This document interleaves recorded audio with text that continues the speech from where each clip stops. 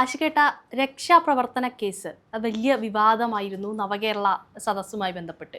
ആ വിഷയം അട്ടിമറിക്കാൻ ശ്രമിച്ച ADGP MR അജിത് കുമാറിന് കഴിഞ്ഞ ദിവസം അദ്ദേഹം ADGPയിൽ നിന്ന് DGP ആവാൻ നിൽക്കെയാണ് അദ്ദേഹത്തിന് സസ്പെൻഷൻ കൊടുത്തിട്ടുണ്ടായിരുന്നത്. പുതിയ ഉത്തരവുമായി ഗവൺമെന്റ് മുന്നോട്ട് വന്നത്.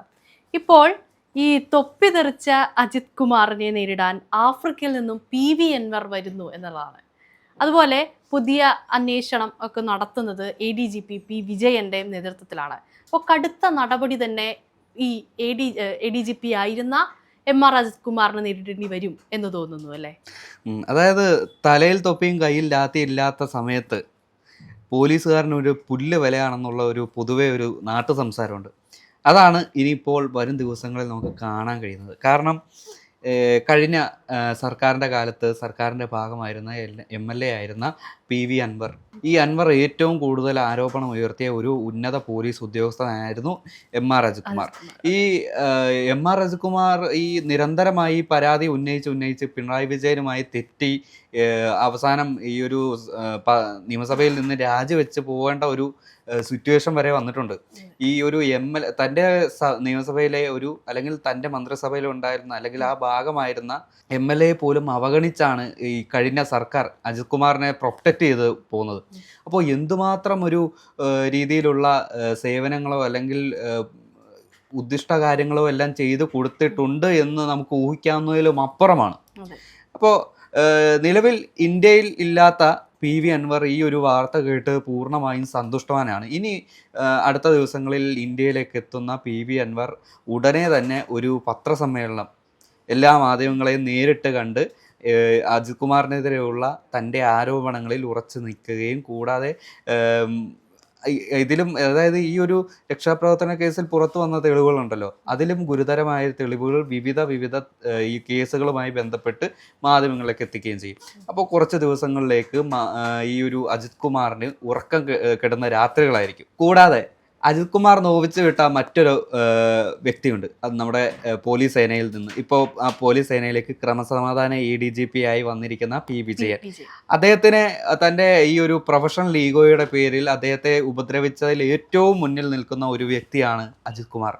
എങ്ങനെയെല്ലാം ഒരു സഹപ്രവർത്തകരെ ഒതുക്കാമോ ആ രീതിയിലെല്ലാം ഒതുക്കി കഴിഞ്ഞ സർക്കാരിൽ നിന്നും നിഷ്പ്രഭമാക്കി സർവീസിൽ നിന്ന് അല്ലെങ്കിൽ ആ ഒരു പ്രൊഫഷനിൽ നിന്ന് പരമാവധി അകറ്റി നിർത്തിയ ഒരു മുതലാണ് അജിത് കുമാർ ആരോപിച്ച കാര്യങ്ങളിലെല്ലാം അന്വേഷണം വരികയും കൂടാതെ ഈ ആരോപണങ്ങളിൽ P വിജയന് ക്ലീൻ ചിറ്റ് നൽകിയിട്ടുണ്ട് ഇപ്പോഴത്തെ സർക്കാർ. അപ്പോൾ ദിവസം കൂടുന്തോറും അജിത് കുമാറിന് കിട്ടുന്ന തിരിച്ചടികളുടെ എണ്ണം കൂടിക്കൊണ്ടിരിക്കുകയാണ്. ഈ PV അൻവർ വന്നിട്ട് എന്തൊക്കെ പറഞ്ഞു കൂട്ടും അല്ലെങ്കിൽ എന്തെല്ലാം തെളിവുകൾ നൽകുന്ന കാര്യത്തിൽ യാതൊരു ഇതുമില്ല. വന്ന് ബോംബ് പൊട്ടിക്കുന്ന ഒരാളാണ് PV അൻവർ അല്ലെ. ആ സമയത്തൊക്കെ തന്നെയും ഒരുപാട് ചർച്ചകളാണ് PV അൻവർ ദിവസേന മാധ്യമങ്ങൾക്ക് മുന്നിൽ ഇട്ട് കൊടുത്തുകൊണ്ടിരുന്നത്. അതുപോലെ ഈ P വിജയന്റെ പദ്ധതിയായിരുന്ന പുണ്യ പൂങ്കാവനം, ഇതിലെ ശബരിമല ഭക്തർക്ക് സേവനം, അവർക്കുള്ള സേവനം, അതുപോലെ മാലിന്യ നിർമ്മാർജ്ജനം, ശബരിമലയിലെ മാലിന്യ നിർമ്മാർജ്ജനം തുടങ്ങിയിട്ടുള്ള കാര്യങ്ങളൊക്കെ മുൻനിർത്തിയാണ് പുണ്യ പൂങ്കാവനം പദ്ധതി ഉൾപ്പെടെ രൂപപ്പെടുത്തിയിരിക്കുന്നത്. ഇത് പുനരാരംഭിക്കാനായിട്ട് സർക്കാരിൻ്റെ ക്ലീൻ ചിറ്റ് കൂടെ P വിജയന് ലഭ്യമായിട്ടുണ്ട്. അപ്പോൾ ഈ പറയുന്ന വലിയൊരു തിരിച്ചടിയിലേക്ക് ഇപ്പോൾ MR അജിത് കുമാർ മാറിയിട്ടുണ്ട് എന്ന് പറഞ്ഞു വെക്കാൻ പറ്റും. അത് ഈ 2011 പുണ്യം പൂങ്കാവനം പദ്ധതി തുടങ്ങുന്നത്. അതിൻ്റെ നോഡൽ ഓഫീസറായിരുന്നു അന്നത്തെ IPS ഉദ്യോഗസ്ഥനായിരുന്ന P വിജയൻ. അത് കുറച്ചു കാലം അത് സ്മൂത്തായിട്ട് പോയിക്കൊണ്ടിരിക്കുകയാണ്. അത് ഹൈക്കോടതി ഡിവിഷൻ ബെഞ്ചിൻ്റെ ആ ഒരു ഉത്തരവ് പ്രകാരം അന്വേഷണം നടത്തിയ അജിത് കുമാർ അതിൽ ഈ ഒരു നമ്മുടെ P വിജയനെ കൂടുതൽ ആരോപണം ഉയർത്തിക്കൊണ്ട് ഈ പദ്ധതിയിൽ നിന്ന് എക്സ്പെൽ ചെയ്യുകയായിരുന്നു. അങ്ങനെ കുറേ വർഷം ഈ ഒരു വിജയനെ ആരോപണ നിഴലിലാക്കാൻ അജിത് കുമാറിൻ്റെ പ്രൊഫഷണൽ പിടിപാടിനും കഴിഞ്ഞു, പൊളിറ്റിക്കൽ പിടിപാടിനും കഴിഞ്ഞു.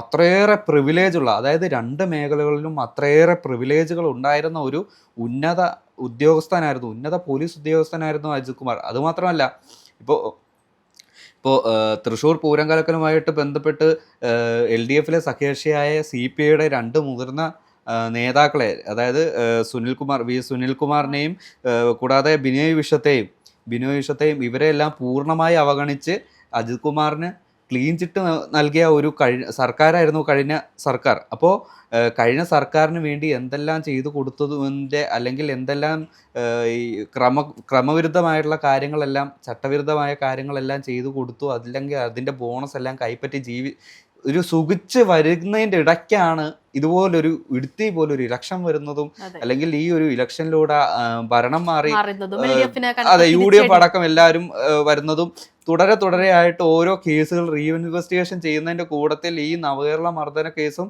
പുനരന്വേഷിക്കുന്നത്. അവിടുന്ന് പിന്നെ നടന്നത് ചരിത്രമാണ്. അതെ, AD തോമസ് ഉൾപ്പെടെ നിയമസഭയിൽ ചർച്ച ചെയ്യുമ്പോഴും തനിക്ക് കിട്ടിയിട്ടുള്ള അടിയുടെയൊക്കെ പ്രതിഫലനമാണ്. ഇപ്പൊ ആര് തെറ്റ് ചെയ്താലും അയാൾ ശിക്ഷിക്കപ്പെടുക തന്നെ ചെയ്യും, ആരുടെ മേലും കയ്യോങ്ങാൻ സാധിക്കില്ല എന്ന രീതിയിലാണ് AD തോമസ്. ഇപ്പോൾ നമ്മൾ ചർച്ച ചെയ്യുമ്പോൾ തന്നെ ആലപ്പുഴയിലെ ഏറ്റവും പ്രധാനപ്പെട്ട ഒരു പാർട്ടി നേതാവായിരുന്നു PP ചിത്തരഞ്ജൻ. ചിത്തരഞ്ജനെ 21,000-ലധികം വോട്ടിനെ മറികടക്കുക, അതിലേക്ക് ഒരു യുവ നേതാവ് എന്ന നിലയ്ക്ക് AD തോമസ് വരിക എന്ന് പറയുന്നത് നിസ്സാരമായിട്ട് നമുക്ക് കണക്കാക്കാൻ പറ്റുന്ന ഒരു കാര്യമല്ല. ഇതുപോലും MR അജിത് കുമാറിന് ഒരു തിരിച്ചടിയായിട്ട് മാറിയിട്ടുണ്ട്.